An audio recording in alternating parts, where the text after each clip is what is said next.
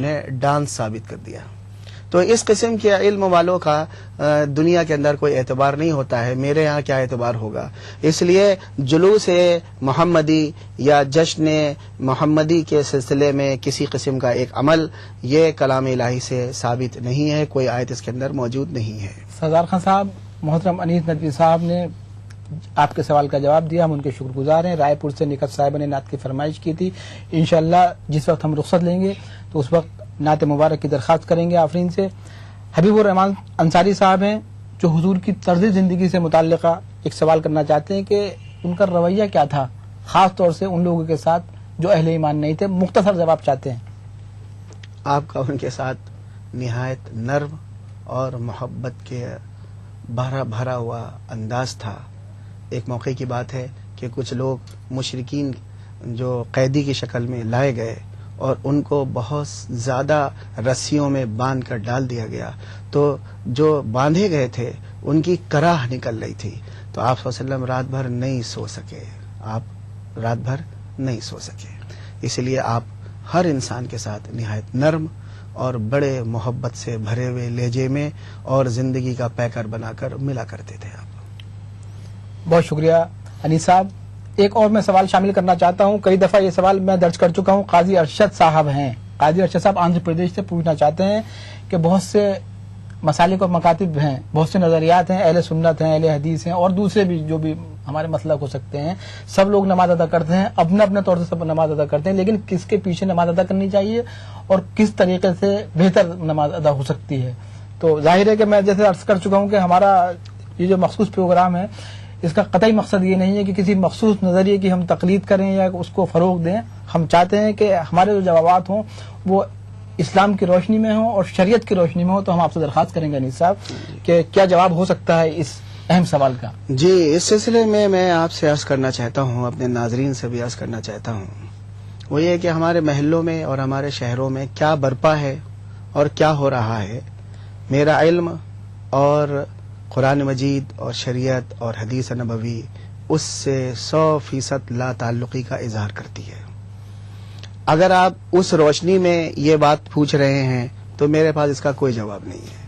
لیکن دین کی روشنی میں، علم کی روشنی میں اگر میں جواب دینا چاہوں تو وہ یہ ہے کہ اہل حدیث یعنی احادیث کی روشنی میں حضور صلی اللہ علیہ وسلم کے وہ طریقے جو آپ صلی اللہ علیہ وسلم سے ثابت ہیں، اس کے مطابق کوئی نماز پڑھ رہا ہے اور امامت کر رہا ہے تو ثابت طریقوں کو ہمیں کہیں سے گھٹانے کا اختیار نہیں ہے.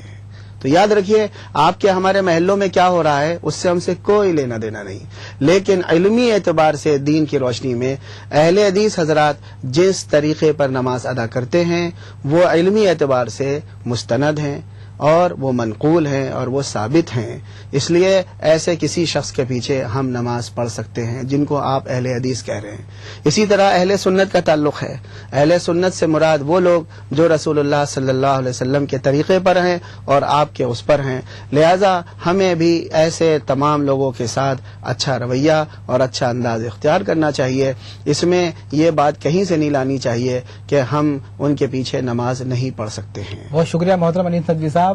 ناظرین کرام، کئی سوال میرے پاس باقی ہیں ابھی، لیکن وقت اجازت نہیں دیتا ہے کیونکہ نعت پاک کی فرمائش بھی ہم سے بہت لوگوں نے کی اور ہم چاہتے ہیں کہ ان کی فرمائش کے ہم ظاہر ہے کہ اس فرض کو بھی پورا کرتے چلیں.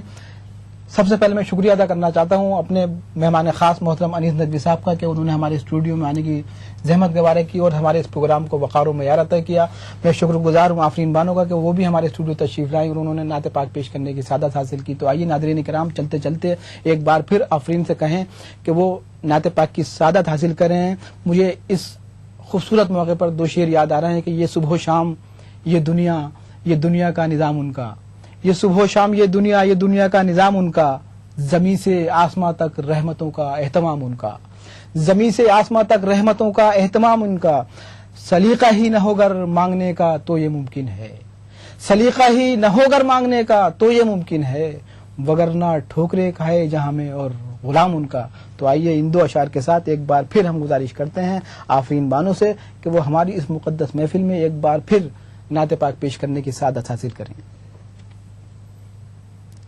محمد محمد صلی علی محمد محمد صلی علی محمد نہ ہوتے تو کچھ بھی نہ ہوتا محمد محمد صلی علی محمد محمد صلی علی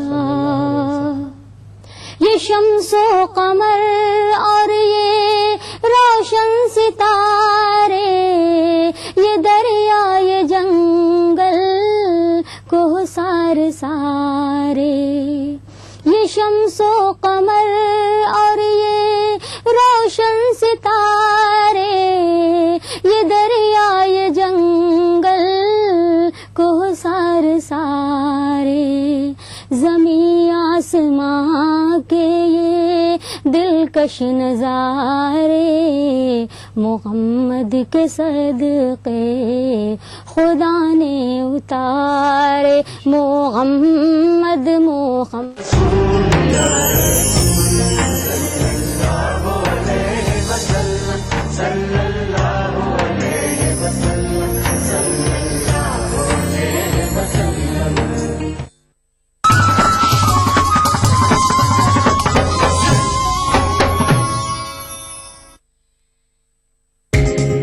ETV اردو پر اگلا پروگرام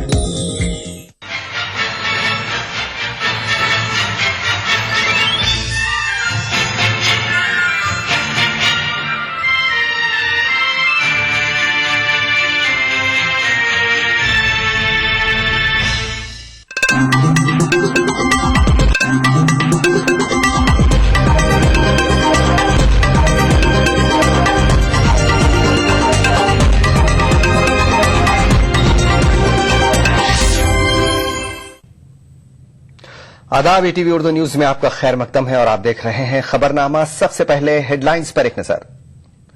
راہل گاندھی نہیں ہوں گے کانگریس کے وزارت عظمیٰ کے امیدوار، انتخابی مہم کی سنبھالیں گے کمان۔ وزارت عظمیٰ کی امیدواری سے متعلق بی جے پی نے کانگریس کے لیے چٹکی، کہا مودی کی مقبولیت سے ڈری حریف جماعت۔ ناراض بنی پر عام آدمی پارٹی کا جوابی وار، کہا بی جے پی کے سر میں بول رہے ہیں بنی۔ اور کیجریوال نے دہلی پولیس سربراہ کو دیا انتباہ، لاپرواہ افسروں کے خلاف کارروائی کی دی ہدایت۔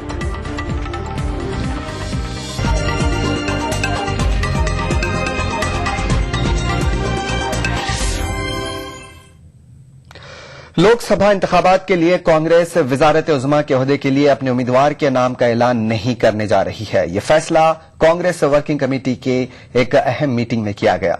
میٹنگ میں یہ فیصلہ کیا گیا کہ راہل گاندھی لوک سبھا چناؤ میں پارٹی کی چناؤ مہم کی کمان سنبھالیں گے۔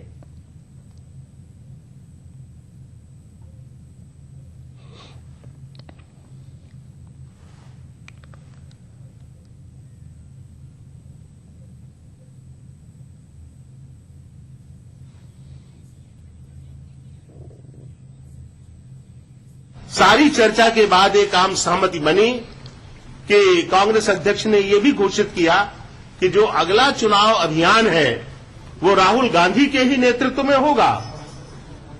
तो एक तरह से भविष्य का नेतृत्व उनके पास है, उसमें सरकार की बात की तो चर्चा की आवश्यकता है नहीं।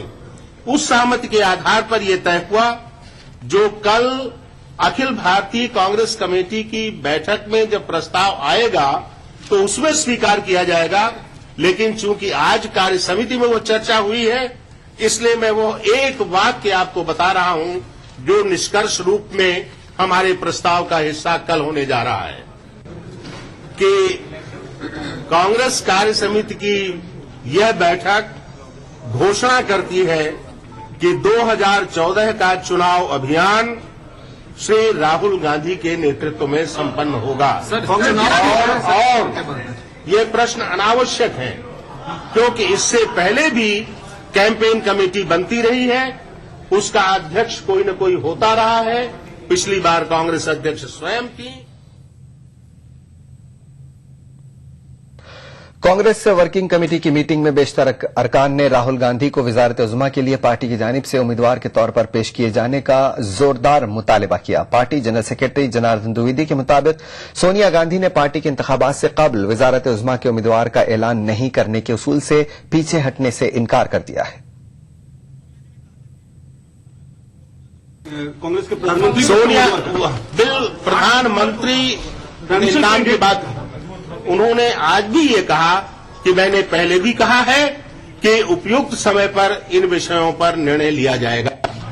जनार्दन जी, सर ये जो विरोधी है बार बार आप मैदान छोड़कर भाग क्यों रहे हैं? आपको प्रधानमंत्री पद का उम्मीदवार घोषित करना मैं विरोधियों के अज्ञान पर कोई टिप्पणी नहीं करना चाहता, क्योंकि कांग्रेस ने कभी ऐसा नहीं किया। जवाहरलाल नेहरू जी के समय ये प्रश्न नहीं था कि चुनाव के बाद कौन नेता होगा। इंदिरा जी के बाद ये प्रश्न नहीं था। 1977 का चुनाव हारने के बाद भी ये प्रश्न नहीं था और 1980 में इंदिरा गांधी प्रधानमंत्री बनी। राजीव गांधी जी के जमाने में ये प्रश्न नहीं था। किसी के समय में ये प्रश्न कभी पैदा नहीं हुआ। जब सोनिया गांधी कांग्रेस अध्यक्ष थी, चुनाव हुआ 2004 का, उनके नाम पर चुनाव लड़ा गया था। ये और बात है कि उन्होंने प्रधानमंत्री का पद स्वीकार नहीं किया। इसलिए कांग्रेस में ये समस्या नहीं है। जिनके यहां ये समस्या हो कि नेता कौन होगा, जहां प्रतियोगिता हो, जहां प्रतिद्वंद्विता हो, जहां पर एक दूसरे के प्रति द्वेष हो, जहां विवाद हो, वो लोग चिंता करें, कांग्रेस की चिंता करें।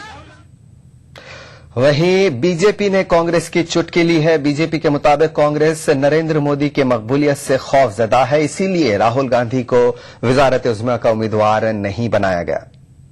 देखिए, कांग्रेस पार्टी ने राहुल गांधी जी को नेता इसलिए नहीं बनाया कि वो सच्चाई समझते हैं। तो सच्चाई को समझे तो उनको उन्होंने प्रधानमंत्री के उम्मीदवार के रूप में नहीं पेश किया, क्योंकि करते तो तुलना होती, विश्लेषण होता मोदी जी के साथ, नरेंद्र मोदी जी के साथ, और तमाम सर्वे देश के बता रहे हैं कि राहुल गांधी उसमें कहीं नहीं ठहरते। इसीलिए उन्होंने उनको प्रधानमंत्री का उम्मीदवार नहीं बनाया, उनको कैंपेन का चीफ बनाया, उसकी अगुवाई करेंगे। और दूसरी बात कि वो जानते हैं कि कांग्रेस पार्टी की भयंकर हार होने वाली है, इसलिए एक निश्चित रूप से हारने वाली कांग्रेस गांधी परिवार के प्रमुख मुखिया को प्रधानमंत्री का उम्मीदवार नहीं बनाना चाहती थी, इसलिए घोषणा नहीं किया।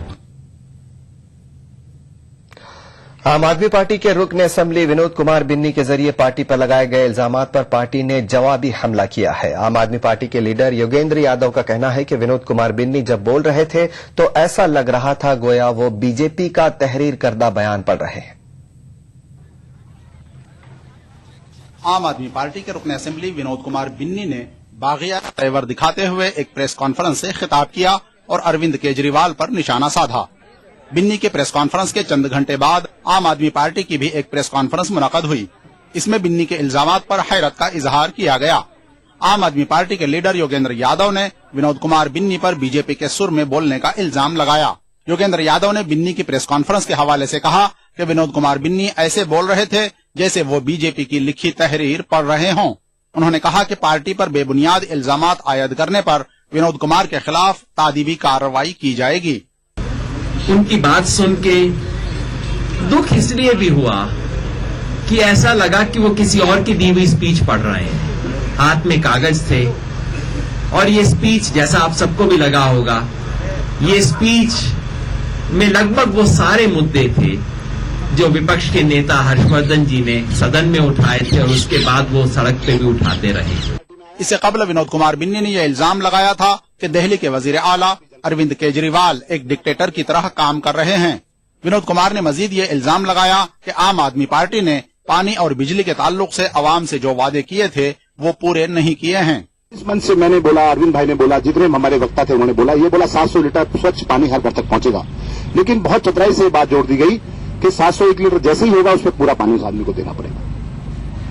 ये मैनिफेस्टो, ये दिल्ली की जनता के साथ कहीं ना कहीं शब्दों का खेल है। ये सबसे बड़ा धोखा है दिल्ली की जनता के साथ। अरविंद भाई अगर इस सरकार को चलाने में अपने आप को विफल महसूस करते हैं और अपने वादे, दिए हुए वादे पूरे नहीं करते तो उनको तुरंत रिजाइन कर देना। विनोद कुमार ने योगेंद्र यादव की प्रेस कॉन्फ्रेंस का भी जवाब दिया और कहा कि वो पार्टी की नोटिस का जवाब देंगे।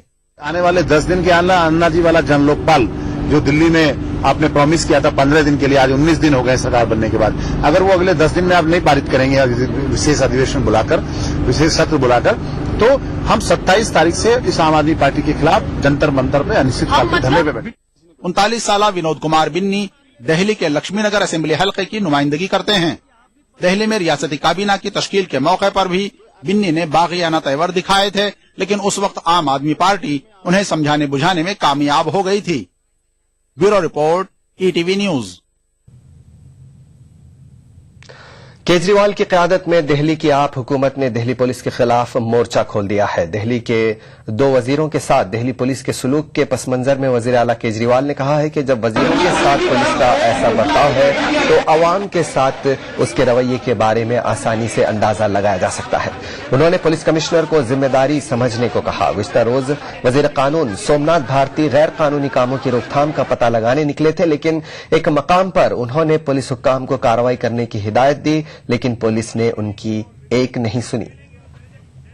हम नहीं सर्च कर सकते, कानून अलाउ नहीं करता, गलत बात है। कानून में विदाउट सर्च वारंट भी सर्च कर सकते हैं अगर आप उसको एक्सप्लेन कर सकते हैं in writing. That is you take the responsibility कि क्या किस कारण से आपको बगैर सर्च वारंट का सर्च करना पड़ा। क्या काम है दिल्ली पुलिस का? क्या दिल्ली पुलिस का काम ड्रग रैकेटियर्स को पकड़ना नहीं है? क्या दिल्ली पुलिस का काम सेक्स रैकेटियर्स को पकड़ना नहीं है? क्या दिल्ली पुलिस का काम बलात्कारियों को पकड़ना नहीं है? क्या दिल्ली पुलिस का काम लड़कियों को जलाने वाले सास ससुर को पकड़ना नहीं है? अगर दिल्ली पुलिस उनको नहीं पकड़ती है और अगर मंत्री जाके डिमांड करते हैं कि पकड़ें और दिल्ली पुलिस के लिए हमारे काम के अंदर बाधा डाल रहे हैं, ये काम के अंदर बाधा डालना है तो पूरी दिल्ली उनके काम के अंदर बाधा डालने वाली है। सरहद के दो तरफ ख्वातीन की ट्वीट जंग में फंसे मरकजी वजीर शशि थरूर ने अपनी शादीशुदा जिंदगी को खुशहाल बताया है। अपनी शादीशुदा जिंदगी की खुशहाली के बारे में शशि थरूर और उनकी अहलिया सुनंदा की जानिब से मुश्तरका बयान जारी किया गया है। मामला थरूर के ट्विटर अकाउंट के हैक किए जाने से शुरू हुआ। किसी ने थरूर का ट्वीट अकाउंट हैक करके पाकिस्तान की कॉलम निगार महर तर्रार को मोहब्बत भरे पैगाम भेजे। उधर थरूर की अहलिया सुनंदा ने महर तर्रार पर अपने शौहर पर डोरे डालने का इल्जाम लगाते हुए ट्वीट जंग छेड़ दी। सुनंदा पुष्कर ने महर तर्रार पर आईएसआई का एजेंट होने का भी इल्जाम लगाया। महर ने भी उसका तुर्की बतुर्की जवाब दिया है। मुश्तरका बयान में मीडिया से उनकी प्राइवेसी का एहतराम करने की दरख्वास्त की गई है।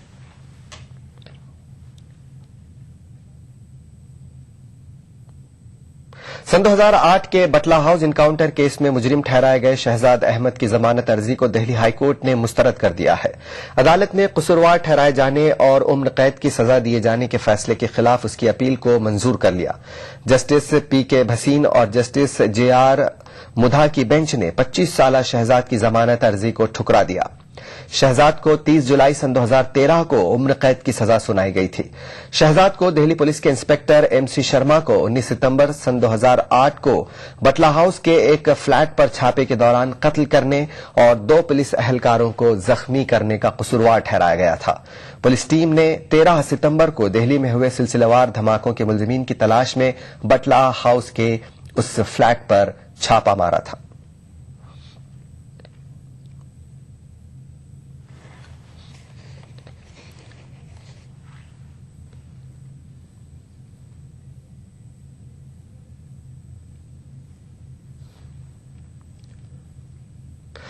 बाइख्तियार वज़रा ग्रुप ईगॉम ने आईओसी में हुकूमत की हिस्सेदारी को ब्लॉक डील के जरिए फरोख्त को मंजूरी दे दी है। हुकूमत आईओसी के 10% शेयर्स और एनजीसी और ऑयल को फरोख्त करेगी। इस फरोख्त से हुकूमत को 4,800 करोड़ से 5,000 करोड़ रुपए हासिल होंगे और ओएनजीसी और ऑयल आईओसी के शेयर गुज़िश्ता रोज के इस रेट पर 1% डिस्काउंट पर खरीदे जो कारोबार बंद होते वक्त होगा।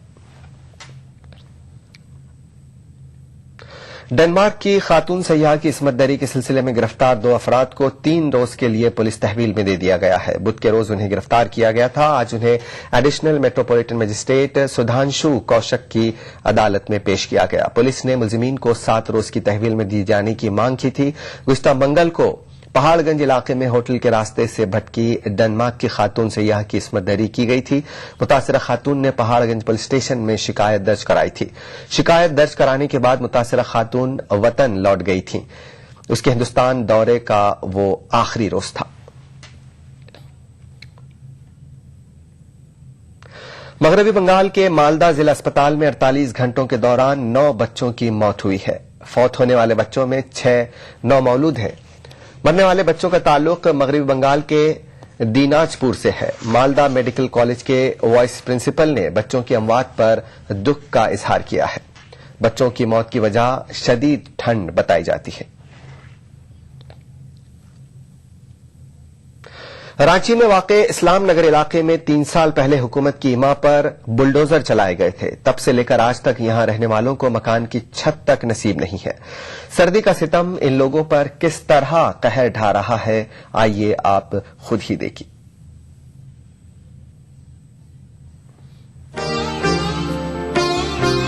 رانچی میں واقع اسلام نگر علاقے میں 3 سال پہلے حکومت کی ایما پر بلڈوزر چلائے گئے تھے۔ آج تک یہاں کے لوگوں کی بازآباد کاری نہیں ہو سکی۔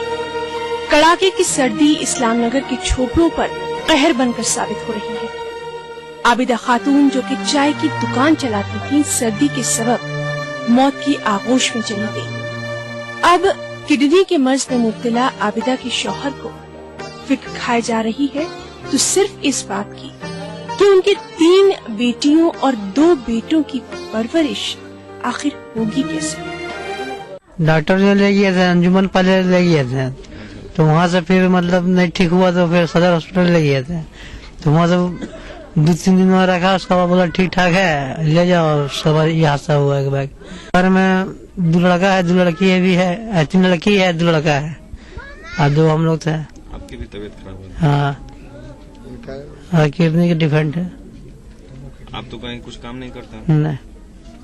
پریوار کیسے چلتا ہے؟ وہی چلاتی تھی، ہوٹل تھا، چائے دکان چوک میں۔ اسلام نگر کے لوگوں کو ہٹاتے وقت یہ وعدہ کیا گیا تھا کہ 13 مہینوں میں انہیں پکے مکانات دے دیے جائیں گے، لیکن ایسا کچھ نہیں ہو سکا اور اب آس اور امید کے مارے لوگ اپنی زندگیاں ہار رہے ہیں۔ Bureau report, ETV news. یہاں لیتے ایک چھوٹا سا بریک، بہت جلد حاضر ہوں۔ ایک مٹھی بھر جینے کی آرزو، تبدیلی کی چٹکی بھر جستجو، روزمرہ کے مسائل کی ڈھیر ساری بے قراریاں، خالی پتیلے میں پکتی گھر بھر کی بھوک، تاریکیوں سے لڑ اکٹھا کی ہوئی چٹکی بھر دھوپ۔ جمہوریت کا عظیم تیوہار پھر سے آیا ہے، کیا ہو آپ کا فیصلہ، بتائیں گے ملک کے بھروسے مند صحافی تردیپ رمن۔ ووٹ کرے گا انڈیا۔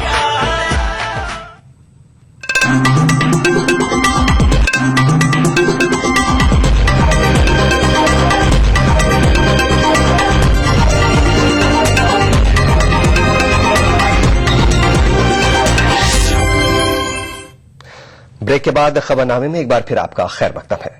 اتر پردیش حکومت مظفر نگر فساد متاثرین کی مدد کے نام پر چاہے جتنے دعوے کرے، لیکن زمینی حقیقت کچھ زیادہ مثبت نہیں ہے۔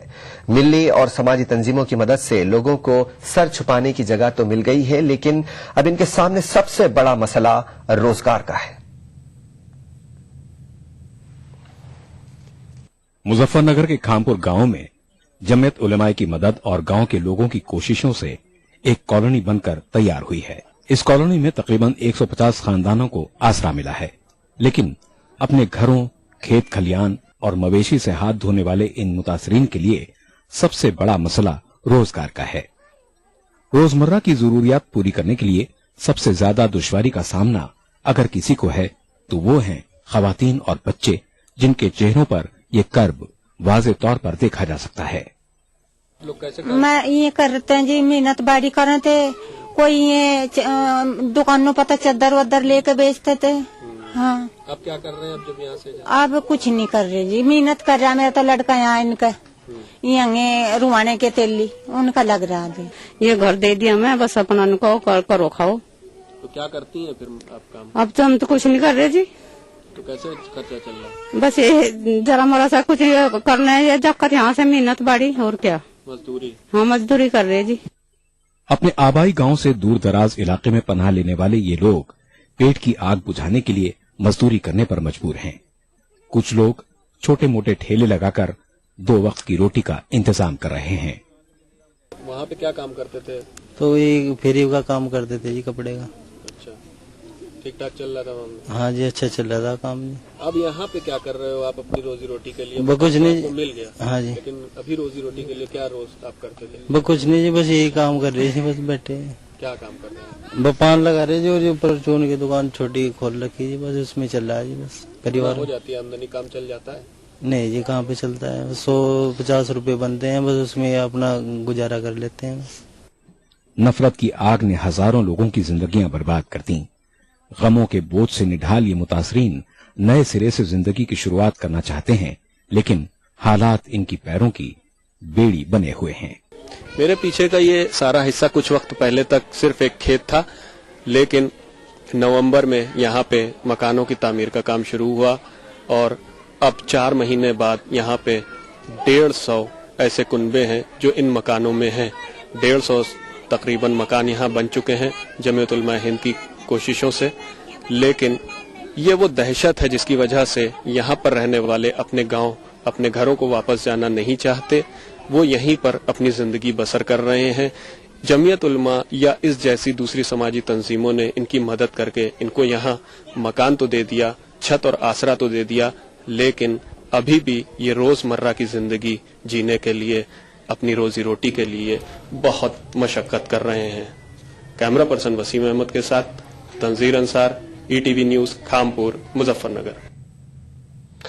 आंध्र प्रदेश महकमे अक़लियती बहबूद के कमिश्नर और रियासती वक्फ बोर्ड के स्पेशल ऑफिसर शेख मोहम्मद इकबाल ने हैदराबाद के मदीना पब्लिक स्कूल के तलबा और उनके वालिदैन को यकीन दिलाया है कि 17 जनवरी से स्कूल मामूल के मुताबिक खुला रहेगा। शेख मोहम्मद इकबाल का मानना है कि मदीना एजुकेशन सोसाइटी के जिम्मेदार गैर जरूरी तौर पर 2 दिन स्कूल बंद रखने का ऐलान करते हुए तलबा में दहशत फैलाने की कोशिश कर रहे हैं। वक्त की जायदादों की बदइंतजामी की शिकायत और उसके बाद आंध्र प्रदेश हाईकोर्ट के अहकामात के बाद आंध्र प्रदेश स्टेट वक्फ बोर्ड ने अंजुमन दस्ती पारचा बानी हरिमैन शरीफैन की 5 जायदादों को अपनी तहवील में ले लिया था। अंजुमन की ये जायदादें मदीना एजुकेशनल सोसाइटी के जेर इंतजाम थी। जुमेरात की सुबह जब तलबा सोसाइटी के तहत चलाए जाने वाले तालीमी इदारे मदीना पब्लिक स्कूल पहुंचे तो उन्होंने देखा कि स्कूल के गेट पर ताला लगा हुआ है और बोर्ड पर ये लिखा हुआ था कि नागुज़ीर हालात की वजह से स्कूल को 2 दिन के लिए बंद कर दिया गया है। मदीना पब्लिक स्कूल के तलबा और उनके वालिदैन की बेचैनी को देखते हुए वक्फ बोर्ड के स्पेशल ऑफिसर ने खुद स्कूल आकर हालात का जायजा लिया और तलबा को यकीन दिलाया कि जुमे से मदीना पब्लिक स्कूल मामूल के मुताबिक ही काम करेगा। कल हम इसको ओपन करेंगे और मैं इन्वाइट करता हूँ कि हमारी टीम रहेगी इधर और उनको बच्चे आकर के पढ़ें और टीचर्स भी इधर आए और टीचर्स को नहीं चाहिए कि भाई वो एब्सेंट रहें। इधर आने का मेरा मकसद यही था कि भाई आप खुश रहें, अच्छा पढ़ें, इसमें कोई आपकी फिक्र की जरूरत नहीं है। कल भी मैंने बोला था और मैंने सुना कि भाई सुबह बच्चों को जबरदस्ती उनको भेजा गया, ये अच्छी बात नहीं है। शेख मोहम्मद इकबाल ने यह भी यकीन दिलाया कि आंध्र प्रदेश स्टेट वक्फ बोर्ड मदीना पब्लिक स्कूल के कामकाज के लिए एक नई इंतजामी कमेटी का कयाम अमल में लाएगा और इस पर भी तवज्जो दी जाएगी कि स्कूल का मेयार मुतासिर न हो। एजुकेशन में या टीचिंग स्टैंडर्ड्स में कोई हम उसमें मदाखलत नहीं होगी, सेम स्टैंडर्ड कंटिन्यू होगा। सिर्फ हम ये चाहते हैं कि एक अच्छा नेक एडमिनिस्ट्रेटर, जो अच्छा मुसलमान और अच्छा एडमिनिस्ट्रेटर, एक पायस बंदे को यहाँ और एक कमेटी को बनाए और जो इसको अच्छी तरह से चलाएं।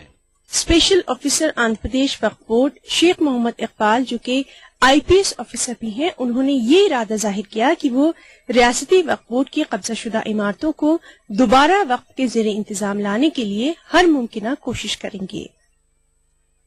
ETV news, Hyderabad.